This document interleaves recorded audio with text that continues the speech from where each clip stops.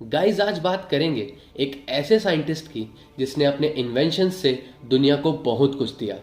उसने इंसानों का जीवन जीने का पूरा तरीका ही बदल दिया, मगर उसे वैसी रिकॉग्निशन, वैसी मान्यता नहीं मिल पाई जो वो डिजर्व करता था।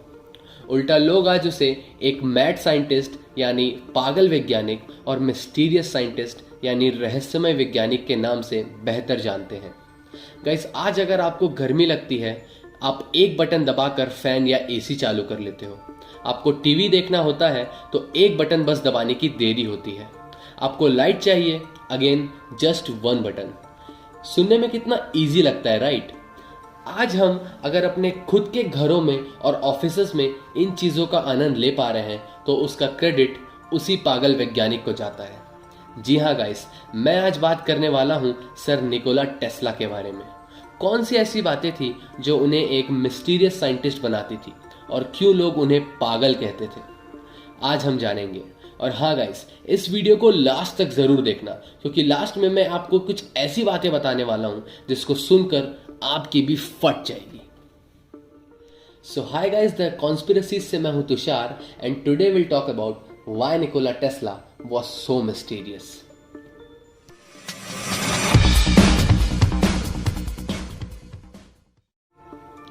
Guys, Nikola Tesla Serbian American थे जो कि एक inventor, electrical engineer, mechanical engineer और फ्यूचरिस्ट थे।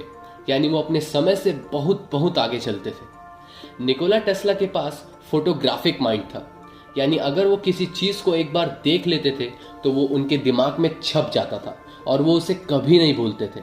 अगर वो किसी किताब को एक बार पढ़ भी लेते थे तो वो पूरी किताब उन्हें मुंह जुबानी वर्ड टू वर्ड याद रह जाती थी।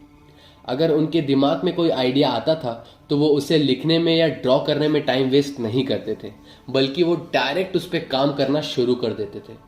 और तो और गाइस, जब कोई आइडिया आता था तब सिर्फ आइडिया आने से ही उस इन्वेंशन का डिज़ाइन, मेजरमेंट, फॉर्मूला और यहाँ तक कि हर डायमेंशनल फोटोज उनके दिमाग में तैयार हो जाती थी।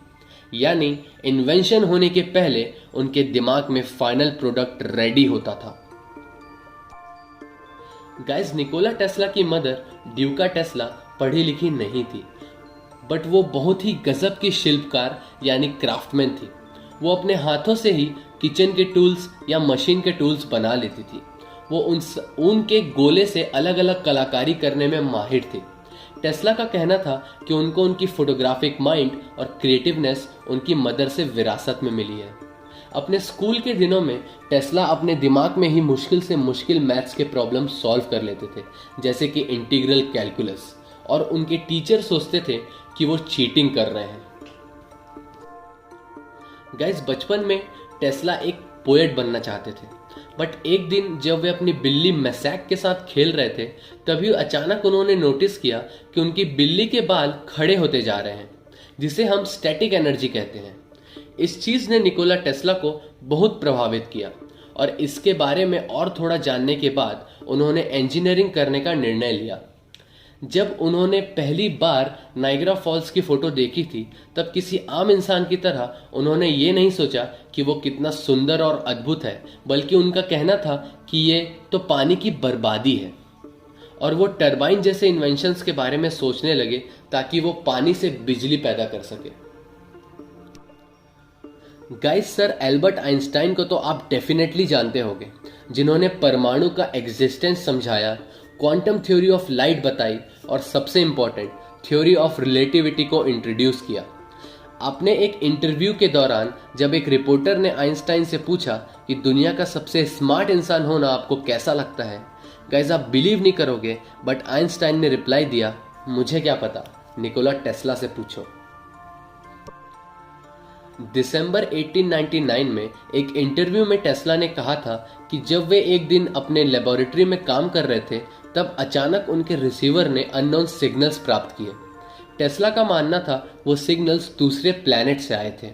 और आपकी जानकारी के लिए बता दूं, टेस्ला अपने आप को पृथ्वी ग्रह का वासी नहीं मानते थे, बल्कि उनका कहना था कि वो उसी ग्रह से आए हैं जहां से उन्हें सिग्नल्स मिलते थे।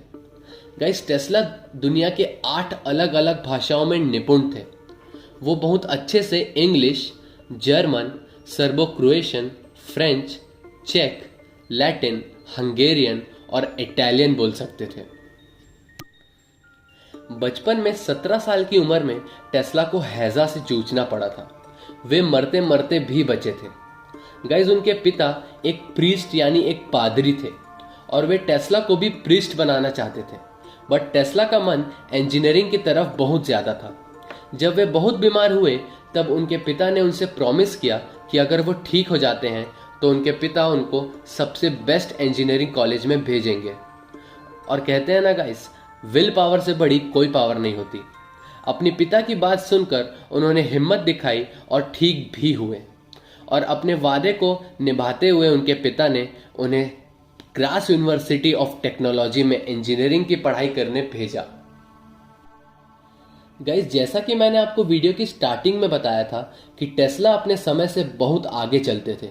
जब दुनिया को संचार यानी कम्युनिकेशन के बारे में ज्यादा कुछ पता नहीं था, तब टेस्ला वायरलेस कम्युनिकेशन की बात करते थे, और आज उन्हीं के वायरलेस इन्वेंशंस की वजह से स्मार्टफोन्स, इंटरनेट जैसी चीज़ों का एग्जिस्टेंस पॉसिबल हो पाया है, और इसीलिए आज आप ये वीडियो देख पा रहे हो। 13 फरवरी 1896 को टेस्ला स्वामी विवेकानंद से मिले थे, और दोनों ने कहा था कि उनकी बात हुई थी टेस्ला के इन्वेंशंस को लेकर, कि वो बहुत हद तक वेदांतिक कॉस्मोलॉजी से मेल खाती हैं। टेस्ला ने एक रेडियो कंट्रोल्ड बोट उस समय बना ली थी, और वो चाहते थे कि यूएस मिलिट्री उसका प्रयोग अपने युद्ध में करे, जिससे कि वो रेडियो कंट्रोल टॉर्पेडो बना सके, मगर यूएस मिलिट्री ने उनका ये प्रस्ताव खारिज कर दिया। गाइस, दुनिया को वर्ल्ड वॉर 1 तक तो रेडियो कंट्रोल डिवाइसेस के बारे में कुछ भी नहीं पता था।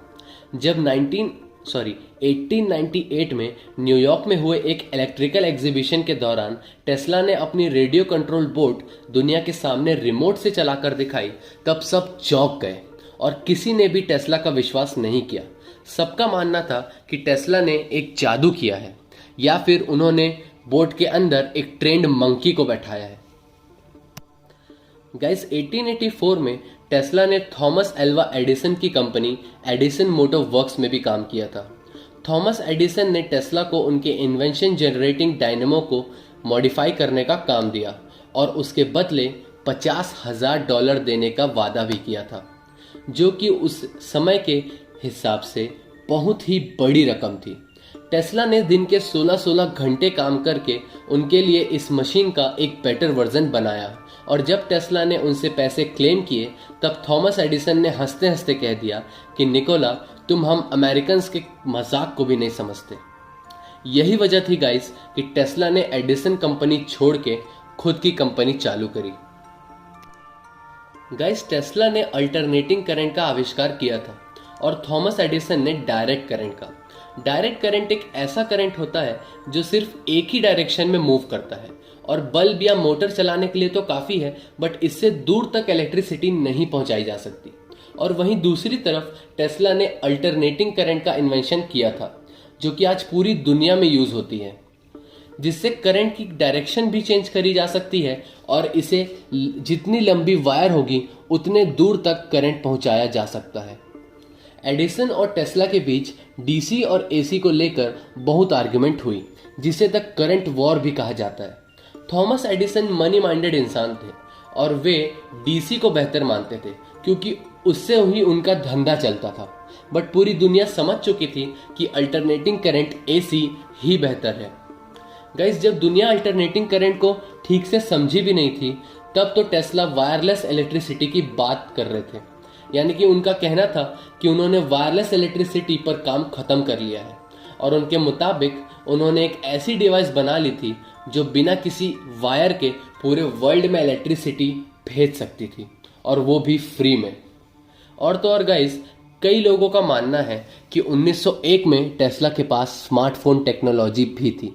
आप इस वीडियो को पॉज करके इस आर्टिकल में टेस्ला के कहे गए बातों को पढ़ सकते हैं, जो कि हाईलाइटेड है। यानी आईबीएम के स्मार्टफोन इंट्रोड्यूस करने के 93 साल पहले टेस्ला के पास स्मार्टफोन था। गाइस, टेस्ला के नाम यूं तो 26 देशों से 278 अलग अलग पेटेंट्स हैं, मगर कई उनके करीबियों का कहना है कि उन्होंने इससे भी कहीं ज़्यादा इन्वेंशंस किए थे। ये बहुत ही अजीब बात है कि इतने सक्सेसफुल होने के बाद, इतने काबिल होने के बाद और दुनिया में इलेक्ट्रिकल रिवॉल्यूशन लाने के बाद, इतना सब कुछ करने के बाद भी टेस्ला को कभी नोबेल पुरस्कार नहीं मिला। गाइस 7 जनवरी 1943 को टेस्ला न्यूयॉर्कर होटल के रूम नंबर 3327 में मृत पाए गए।